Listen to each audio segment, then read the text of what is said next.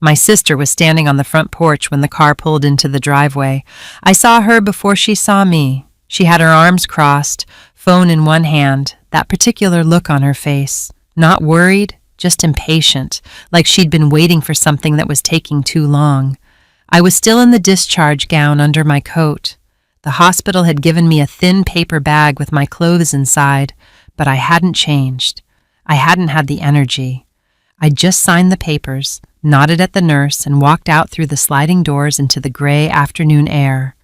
That was 40 minutes ago. The man who drove me home, I'll get to him, parked slowly. He didn't rush. He turned off the engine and just sat there for a moment before I moved to get out. And my sister looked at me, really looked, up and down. Then she said, "You look fine to me. Mom needs you to cook." I didn't answer her. I just stepped to the side, so she could see who was sitting in the driver's seat. Her whole face changed, not in a way that made sense to me yet, it changed. Her arms dropped, her mouth opened slightly, and she said in a voice that was almost a whisper, "Why is he in our driveway?" She wasn't asking me. She was asking herself, and I didn't know what that meant.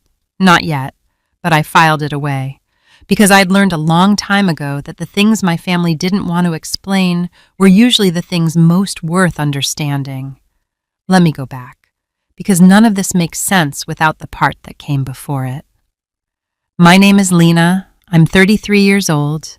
I'm the middle child in a family of 3, and for most of my adult life, that middle position translated into something very specific.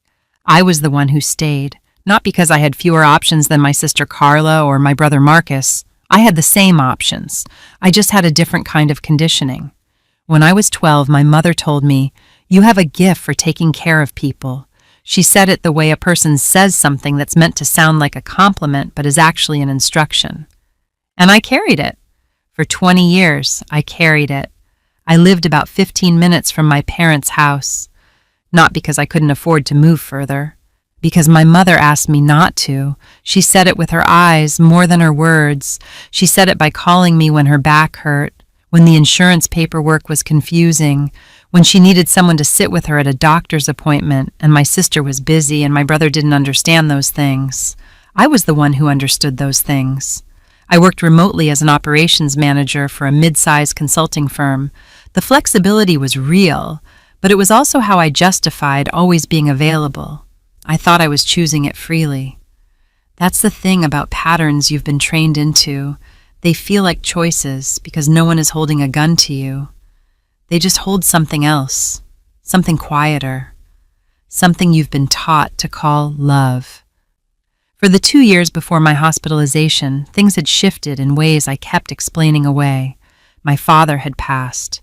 That was the first shift. He died 18 months before this story begins. And what followed was not the grief I expected from my family. It was reorganization. Quiet, fast, strategic reorganization. My mother moved into a smaller bedroom. The main bedroom was being, quote, renovated. Documents came out of filing cabinets.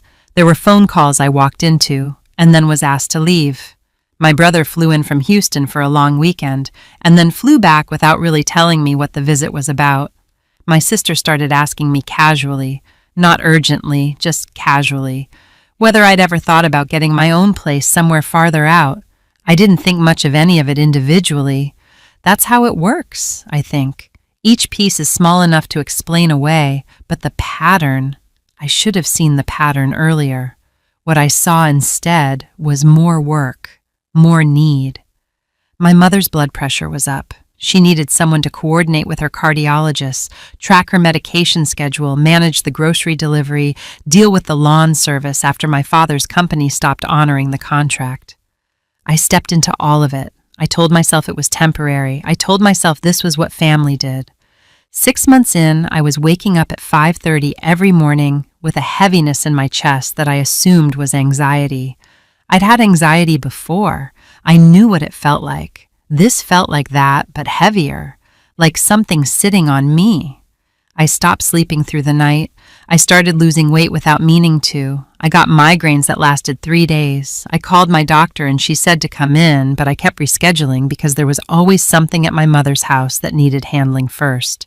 My mother's follow-up, Carla borrowing my car for 2 weeks because hers was in the shop, a situation with Marcus involving a bank account that I won't get into yet, but that I found out about in pieces over the course of 4 months, and that, looking back now, was the first real thread of what would eventually unravel everything.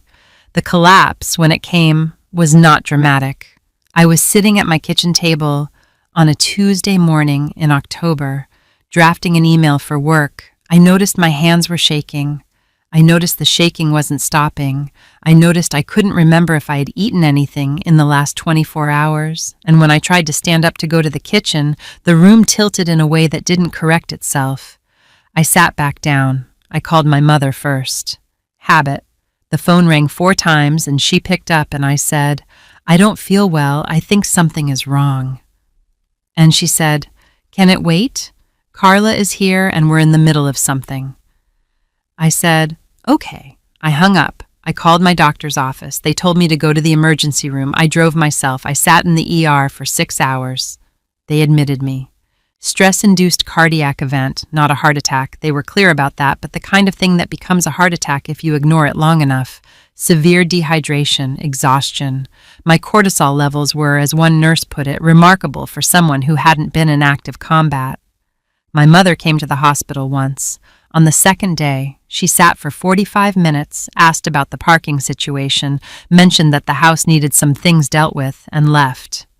Carla texted me twice, both times asking about where I kept the key to the storage unit and whether I had the login for the utilities account. Marcus called once on day 4 from a number I didn't recognize, and when I answered, he said, "Hey, are you out yet? I need to talk to you about something." When I said I wasn't out yet, he said, "Okay, call me when you're home," and hung up. No one asked how I was doing, not directly, not in a way that waited for the real answer. I was in the hospital for 5 days. On the 5th day, a social worker came to my room. Standard protocol for cardiac admissions involving stress, she explained. She sat across from me in the chair my mother had sat in, and she asked me what my home situation was like. And I said, "Fine," because that's what I always said. And she nodded in a way that made me feel like she'd heard that word 100 times and knew exactly what it covered. She gave me a pamphlet. She also mentioned, very gently, that during my intake process, something had come up with my insurance information that had been flagged for a secondary review. She didn't know the details. Someone from the billing department had already been in contact with someone on my behalf, she said. She said it like it was normal. I didn't know what it meant. I didn't find out what it meant until the morning I was discharged. There was a man waiting in the lobby. I didn't know him. He was standing near the information desk with his jacket on, holding a cup of coffee, looking at his phone, the way people look at their phones, when they're actually just waiting and need something to do with their hands. He was older than me, somewhere in his mid-40s, calm the way people are calm when they've learned it rather than inherited it. When I came through the elevator doors with my paper bag of clothes and my discharge paperwork, he looked up. He said my name. He said it the way people say names when they're confirming something, not discovering it, like he already knew. I said, "Yes." He introduced himself as Derek Hale. He said he worked in estate and probate law and that he had been trying to reach me for several weeks through what he called irregular channels because his more direct attempts had not gone through. He said that was a longer conversation for another time. He said that for now he had come to offer me a ride home, and that there were some things he thought I should understand before I walked back into my house. I should have asked more questions right there in the lobby, I know that, but I was tired in the kind of way that makes decisions feel very simple. And something about the way he stood there, unhurried, precise, not trying to sell me anything, made me feel for the first time in 5 days like someone had come to the hospital with something other than a request. So I got in the car. The drive was quiet for the first few minutes. He didn't push. He asked if I needed to stop anywhere. I said no. He asked if I had eaten. I said I had, at the hospital, which was mostly true. Then about 10 minutes in, he said, "Can I ask you something about your father's estate?" And something shifted behind my sternum. Not fear exactly, more like recognition, like a door I hadn't known existed had just been pointed out to me. I said, "What about it?" He said, "When did you last see the will?" I told him I hadn't. I told him my mother had handled everything after the funeral. I told him there was a family attorney, someone my parents had used for years, and that I had assumed everything was being managed. I told him I hadn't asked because it hadn't seemed like something I needed to ask about. He was quiet for a moment after that. Then he said, "That's what I was concerned about." He didn't explain what he meant.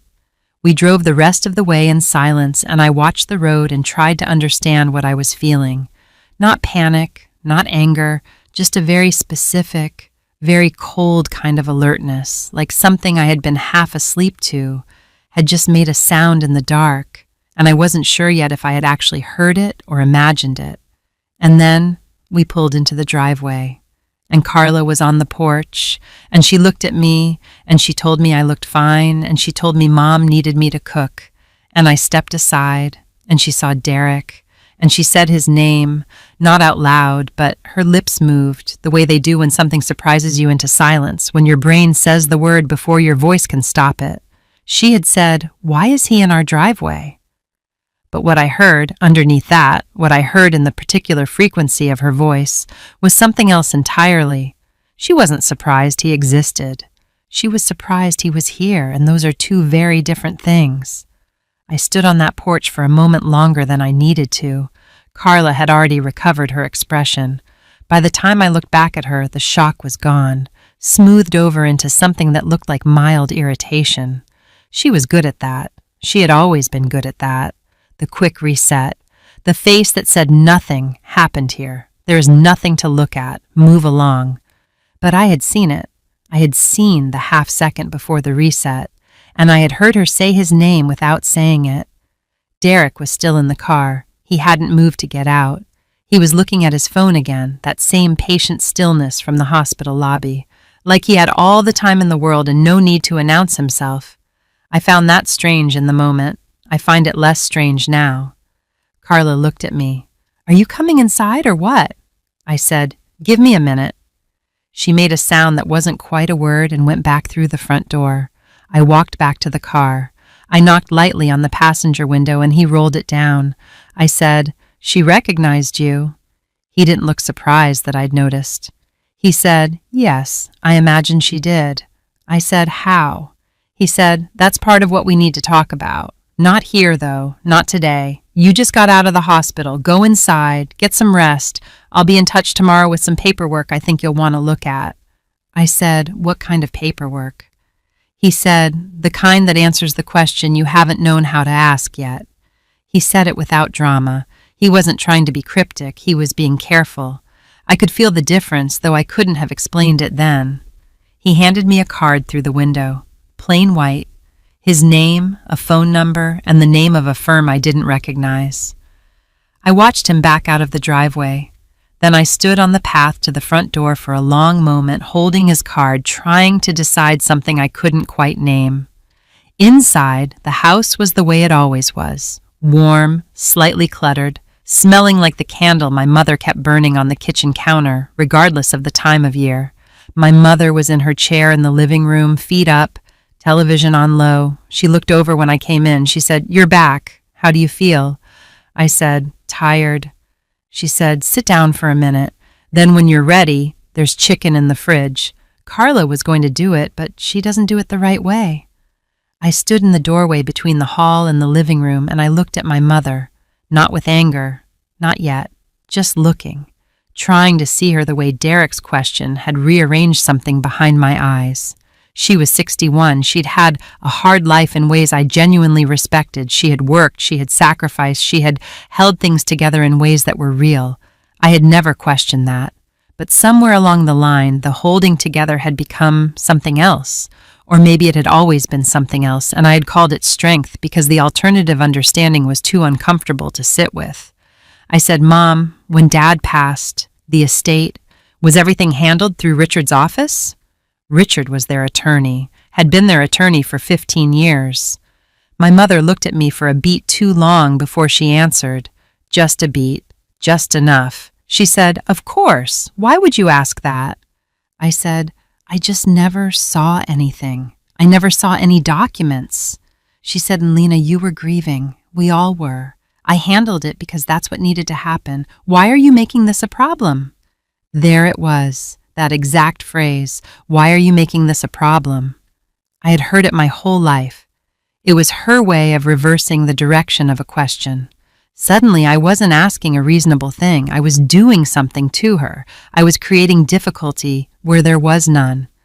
I said, "I'm not making it a problem. I'm just asking."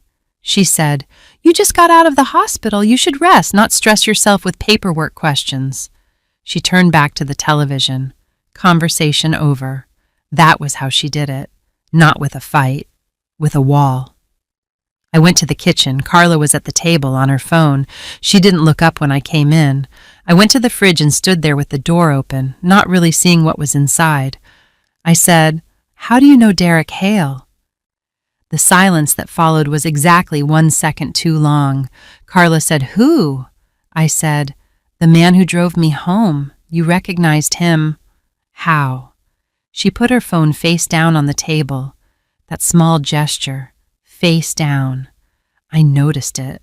She said, "I don't know what you're talking about. I didn't recognize him. I just thought it was weird that you got in a car with some random person from the hospital." I said, "You said his name." She said, "I said, why is he here? I didn't say any name." I looked at her for a long moment. She held my gaze, and to her credit, she held it steadily. Carla had always been a better liar than Marcus. Marcus got flustered, over-explained, gave you more information than the question required. Carla just went flat. She had this ability to drain all expression from her face and wait you out. I let it go, not because I believed her, because I understood, in that moment, that pressing further would only make her more careful. And I needed her to be less careful, not more.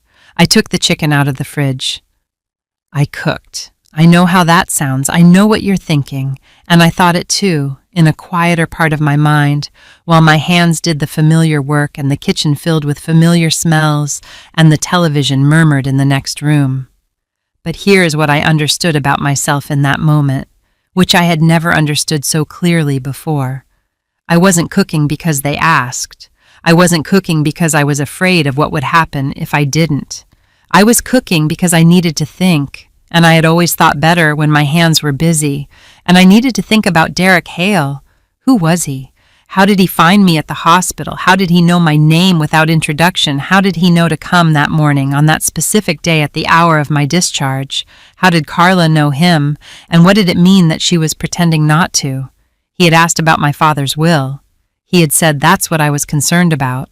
I turned that sentence over and over while I cooked. Marcus called during dinner. My mother answered, spoke to him for a few minutes in a low voice with her back half turned, then hung up and said he was thinking of coming through next weekend. She said it casually, helping herself to more food, but she'd moved to the other room to take the call. She came back to the table and picked up her fork and said nothing else about it. Carla ate without talking. She was still on her phone, which my mother didn't comment on, which she would have commented on if I'd done it. I ate and said nothing and watched them. After dinner, I said I was tired and that I was going to go home. My mother said, "Stay here tonight. You shouldn't be alone." She had never once said that to me in 5 days of hospitalization. I said, "I'm fine. I need my own bed." She said, "You're always running off." I wasn't running off. I had just spent 5 days alone in a hospital room, but I said nothing. I took my coat and my paper bag and I got in my own car, which had been driven back from the hospital by someone. I still don't know who. It was just there when I arrived. And I drove home. I sat at my kitchen table, the same table where I'd been sitting when my hands started shaking 2 weeks before. I put Derek's card in front of me. I looked at the name of the firm, Hale and Associates, estate litigation, not estate planning, not estate management, litigation. I didn't sleep much. I spent a portion of the night going through things I had filed away over the past 18 months without fully examining, emails from my mother that I'd responded to without questioning, a text from Marcus 7 months ago asking whether my name was on any of Dad's accounts, which I'd answered honestly, no, just the joint checking, and that had been closed and settled. And then never thought about again. A conversation with Carla at Christmas where she had asked very offhandedly whether I'd ever considered renting out my place. I'd thought she was suggesting I travel more, take care of myself. I'd thought it was almost considerate. I started to wonder if it had been. I called Derek the next morning at 8:30. He answered on the second ring. I said, "You said you'd send paperwork today." He said, "Yes, I'll need you to confirm a secure email, and I need to ask, do you have any documents related to your father's estate at your home? Anything at all?" I thought about it. My father had given me a folder once, maybe 3 years before he passed, with some personal paperwork in it, account numbers, some letters, things he said I should hold on to. I had put it in the cabinet above my closet and not touched it since. I said, "Maybe, I'm not sure what's in it." He said, "Before you open anything, I want you to have some context. Can you come to my office this afternoon?" I said yes. He gave me an address. He said, "Come alone. Don't mention it to anyone in your family. I know that might feel unusual. I want to explain why I'm asking that." I said, "You can explain it now." He paused. Then he said, "Because there is at least one person in your family who already knows I've been looking into this, and until you understand the full picture, I'd like to keep the circle small." One person. I thought of Carla's face on the porch, her lips moving around his name before she could stop them. I thought of my mother moving to the other room to take Marcus's call. I said, "Okay." He said, "There's one more thing I need to tell you before you come in. It may be difficult to hear." I said, "Tell me." He said, "The will your father made was updated 8 months before he passed. The version your family processed through probate, the one Richard filed, was not the most recent version. I have the most recent version, and your name appears in it differently than it does in the version that was filed." The kitchen was very quiet. I could hear the refrigerator hum. I could hear my own breathing. I said, "Differently how?" He said, "More significantly." I sat with that for a moment. I said, "Who knew about the updated version?" He said, "That's exactly the right question, and I think you already suspect the answer." He was right. I did suspect it, and the suspicion sat in my chest like something that had been there for a long time, waiting for the right word to give it shape. I had 3 hours before his office. I spent the first hour sitting very still at my kitchen table. I spent the second going through the folder my father had given me above the closet. I had forgotten most of what was in it. There were account statements, old ones, from a savings account I hadn't known existed. There was a letter in my father's handwriting, not sealed, not addressed, just folded, that began with my name and then said several things I'm not ready to write about yet, not in this part of the story. And there was something else at the bottom of the folder, a business card. Hale and Associates. My father's handwriting on the back of it, 7 digits, a date from 2 years ago. My father had Derek Hale's number, had written it down, had kept it in a folder he gave to me specifically. I turned the card over in my hands, and I understood that whatever was coming had not begun at the hospital, had not begun at the reading of a will I was never invited to, had not begun with a man waiting in a lobby with a cup of coffee. It had begun with my father, deliberately, quietly. He had placed something in my hands 2 years ago, and I had put it in a cabinet and walked back downstairs to make dinner for a family that had been, even then, building something around me that I couldn't see. I put the card in my pocket, I put on my coat, and I did something I don't think I had done in longer than I could honestly remember. I left the house without telling anyone where I was going. Derek's office was on the 4th floor of a building downtown that looked like it had been there for 50 years and intended to stay for 50 more. No glass facade, no trendy signage, just a brass plate beside the door with the firm name on it, polished but not new. The kind of office that doesn't need to impress you because it has never needed to. His assistant offered me water and I took it. I sat in a chair across from a desk covered in neat stacks of documents and I waited. I was surprisingly calm. I had expected to feel more. But there is a particular stillness that comes when you have been anxious for a very long time, And then something finally confirms what you already knew. It doesn't feel like relief, exactly. It feels like the moment after a held breath. Derek came in, sat down, opened a folder. He didn't ease into it. He said, "Your father updated his will 14 months before he passed. The update was drafted here, signed here, witnessed here, and filed with the court.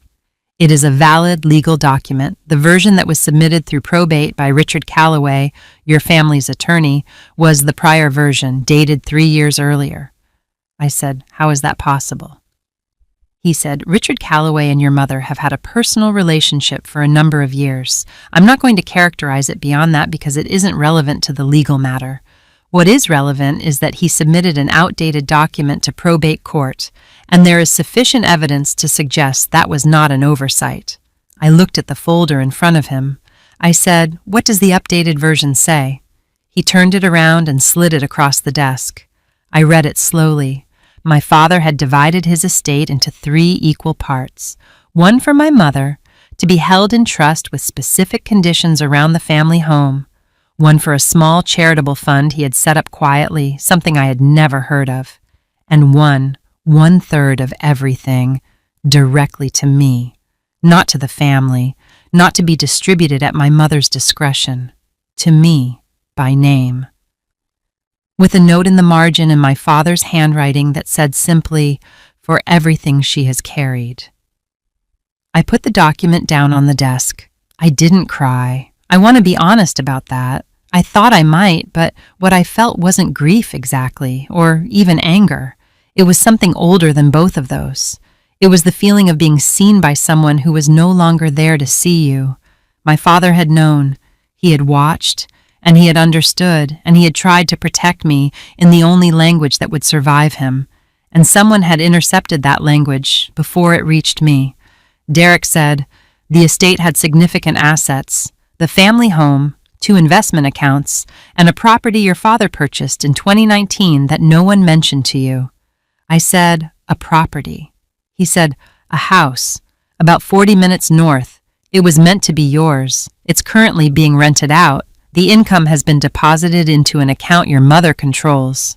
For 18 months, while I drove 15 minutes to cook dinner and manage medications and reschedule my own doctor's appointments, while I collapsed at my kitchen table on a Tuesday morning with shaking hands, while I sat alone in a hospital room for 5 days and received 2 texts asking about a storage unit key. I sat with that for a long moment. Then I said, "What happens now?" Derek said, "That depends on what you want. You have standing to contest the probate filing. Given what we have, the outcome is not uncertain. Richard Calloway is already under a separate inquiry. I can't go into detail on that. Your family will be notified formally within the next 10 days, regardless of what you decide. But the decisions about how you proceed, what you claim, and how much contact you want to have with your family during this process, those are entirely yours." He said it plainly, no pressure in either direction. I appreciated that more than I could say. I won't walk through every legal detail of what followed, partly because it took 8 months and the procedural parts are not the point, partly because the point was never really about the money, even though the money mattered, even though what was taken was real and what was owed was real. The point was something that happened about 3 weeks after I sat in Derek's office. My mother called me. I had not seen her since the night I went home from the hospital. I had kept distance on Derek's advice and my own instinct. She had called several times. I had responded briefly, said I was resting, said I would come by soon. I had not come by. This call was different. She said, "I need you to come over. We need to talk as a family." I said, "About what?" She said, "You know about what. Lena, this is being blown completely out of proportion. Whatever that man told you, there are things you don't understand about the situation. Your father and I made decisions together. That's how a marriage works." I said, "Did he decide together with you to change his will 14 months before he died?" Silence. Then she said, "He wasn't well. He wasn't thinking clearly. I was protecting the family." And there it was, not a denial, not an explanation, a justification. She had moved past the question of whether it happened and gone straight to the reason it was acceptable. That told me everything about how long she had been sitting with this, how settled she was in her version of events, how certain she had been that I would never find out, or, if I did, would never push back. I said, "Mom, I'm not going to argue with you about this." She said, "Lena, don't make this a problem. This is a family thing. We can work it out without lawyers." And I thought about how many times I had stepped back when she said that, how many times that phrase had functioned as a door closing in my face and I had thanked her for it, how many times I had translated "we can work it out" to mean she would decide and I would accept. I said, "I'll talk to you when there's something to talk about." And I hung up. That was the confrontation. I know it sounds small. I know it doesn't have the shape of what people usually imagine when they think about a reckoning. No raised voices, no table of evidence, no moment where she crumbled and admitted everything while I stood over her with righteous calm. It was just a phone call I ended on my terms. But I had never done that before. I had never once ended a call with my mother on my own terms. It felt, in its quiet way, enormous. Marcus reached out 2 weeks later. He was more honest than I expected. He said he had known something was off with the estate. He said he hadn't asked questions because he benefited from the arrangement and he told himself it wasn't his business. He said he was sorry. He said it in a way that sounded true, even if it was incomplete. I didn't forgive him that day. I told him I heard him and that I needed time. He said, "Okay." That was as much as either of us had for each other in that moment, and I think we both understood it was more than nothing. Carla never reached out. I wasn't surprised. Carla had recognized Derek on that porch because she had seen his name, or maybe his face, somewhere in the architecture of what my mother had been managing. She had known enough to be afraid. And people like Carla, when they're afraid, don't reach toward the thing that frightens them. They go flat, they go quiet, they wait and hope the problem resolves itself. The problem didn't resolve itself. The probate contest was settled. I won't use that word like it was triumphant because it wasn't. Settlements rarely are. But the outcome was fair. The property my father had intended for me was transferred to my name. The rental income that had been collected was addressed. The family home remained for my mother with conditions that protected her but removed certain controls. Richard Calloway surrendered his license. That happened separately and I had very little to do with it. I moved into the house 40 minutes north on a Thursday in March. It was empty when I arrived, just rooms and light and the sound of wind through old windows that needed new ceiling. I stood in the living room with a box of kitchen things in my arms, and I looked around at 4 walls that were mine, entirely mine, not borrowed from proximity or obligation or someone else's need. My father had bought this house. He had never told me. I don't know why he didn't. Maybe he was waiting for the right time. Maybe he was still working up to a conversation that would require him to admit out loud that he saw what was happening to me and had not known how to stop it while he was living. Maybe the will was the only way he knew to say, "I see you. I'm sorry. Here."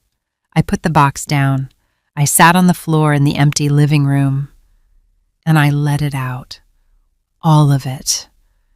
Everything I had held together through the hospital and the porch and Derek's office and the phone call with my mother and the 8 months of legal process. I sat on that floor and I let myself feel the full weight of what had happened to me and what had almost happened and what my father had tried to prevent. I cried for a while. Then I got up. I unpacked the kitchen. Here is what I know now that I wish I had known at 23 or 28 or even 30. Being needed is not the same as being loved. I confused those two things for most of my adult life. I thought that being indispensable was a form of belonging. I thought that if I made myself essential enough, necessary enough, available enough, I would earn a place in my family that couldn't be taken from me. But that's not how it works. And if you've lived a version of this story, if you know what it feels like to be the one who stays, the one who handles things, the one who is first called and last considered, then you already understand what I'm saying. You've felt it, that particular exhaustion, that loneliness that doesn't have a clean name because it lives inside a relationship that is supposed to be the opposite of loneliness. You were not too sensitive, you were not too demanding, you were not making it a problem, you were paying attention. And the people who told you to stop paying attention were usually the ones with a reason to want you distracted. The second thing I know is this: rest is not weakness. I spent years treating my own depletion as a logistical inconvenience, something to push through, manage around, apologize for. My body finally made the argument I had refused to make for myself. In a hospital room on a Tuesday in October, I would not recommend waiting for your body to make the argument. If you are tired in the way I was tired, not sleepy, but deeply, structurally tired, the kind of tired that lives in your bones and doesn't lift after a good night rest, that tiredness is information. It is your life telling you something. Listen to it before it has to repeat itself in a language you can't ignore. The third thing: some people will not change. Not because they can't, but because change would require them to acknowledge something they have decided never to acknowledge. You cannot argue someone into that acknowledgement. You cannot love them into it. You cannot exhaust yourself into it. All you can do is stop arranging your life around the hope that someday they will see you clearly. Some people never will. And you can survive that. You can build a life that doesn't require their seeing. I've been in this house for 7 months now. The windows are sealed. I planted something in the back, and I don't know enough about gardening to tell you what. I just bought things that looked like they wanted to grow and put them in the ground, and most of them did. I work from the room at the top of the stairs with the good light. I talk to Marcus sometimes, carefully, with appropriate distance, but genuinely. I think we are both trying to figure out who we are to each other now that the structure that defined us has been reorganized. It's slow. Most real things are. I don't talk to Carla. I don't talk to my mother much. We are in a kind of careful ceasefire. She is provided for. I am no longer the mechanism of her provision. I think she is angrier about the second part than she expected to be, and I think some mornings she looks at that anger and almost understands it for what it is. I hope one day she does. I don't need her to. That's the difference. That's the whole difference, and it took me 33 years in a hospital bed and a man waiting in a lobby with a cup of coffee to understand it. I don't need her to see me anymore. I already know what I'm worth, my father told me. He just had to wait until after he was gone to make sure the message got through. If this story felt familiar to you, I want to ask you something. Not about your family, not about the specific thing that was taken or withheld or minimized or explained away. I want to ask about the folder, because most of us have one, something set aside, something we haven't opened, because opening it would require us to look at the pattern, and looking at the pattern would require us to stop explaining it away. Open the folder. Whatever is in it, you are ready for it. And if you've been the one who stayed, the one who carried, the one who kept showing up long after the showing up stopped being returned, leave a comment below. Tell me what you've been carrying. Tell me what you're ready to put down. I read every single one. And if this story reached something in you, share it. Because somewhere right now there is someone sitting at a kitchen table with shaking hands who hasn't called the doctor yet, who keeps rescheduling, who keeps saying they'll deal with it after everything else is handled. Let this be the thing that reaches them. I'll see you in the next one.